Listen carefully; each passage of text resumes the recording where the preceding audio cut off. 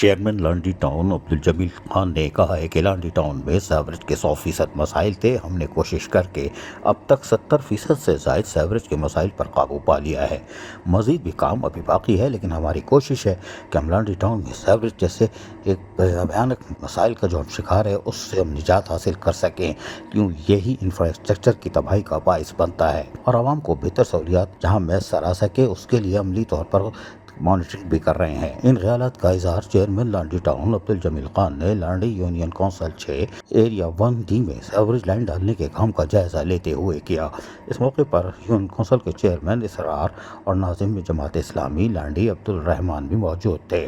انہوں نے کہا کہ water and sewerage corporation Landhi town کے ماتحت نہیں ہے اور یہ معاملات ہمارے حصے کے بھی نہیں ہیں، لیکن واٹر اینڈ سیوریج کارپوریشن پانی اور سیوریج کے مسائل پر کام نہیں کر رہا، وسائل ہونے کے باوجود نہیں کر رہا۔ ہم مفاد عامہ کے ان کاموں کو نظر انداز نہیں کر سکتے اور ہمارے کام نہیں ہے، لیکن ہم اپنے وسائل سیوریج جیسے مسائل پر خرچ کر رہے ہیں۔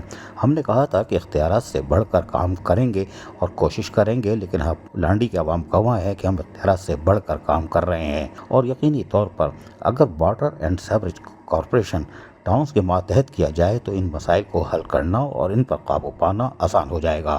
لیکن لگتا ہے کہ سندھ حکومت کو کراچی اور لانڈی کے مسائل سے کوئی دلچسپی نہیں، لیکن ہم عوام کو مسائل میں گھرا ہوا نہیں چھوڑ سکتے، اور سیوریج کے مسائل ہوں یا دیگر تمام مسائل اس کے حل کے لیے بھرپور اقدامات کیے جائیں گے اور کیے جا رہے ہیں، اور بلدیاتی وسائل یعنی کہ سہولتیں ان کی دہلیز پہ پہنچانے کا عزم کیا ہوا ہے۔ عزیز عارف KBS بلدیاتی نیوز کراچی۔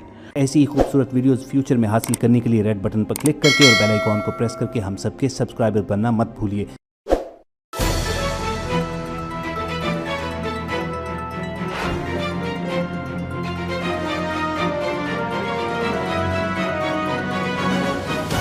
KBS بلدیاتی نیوز۔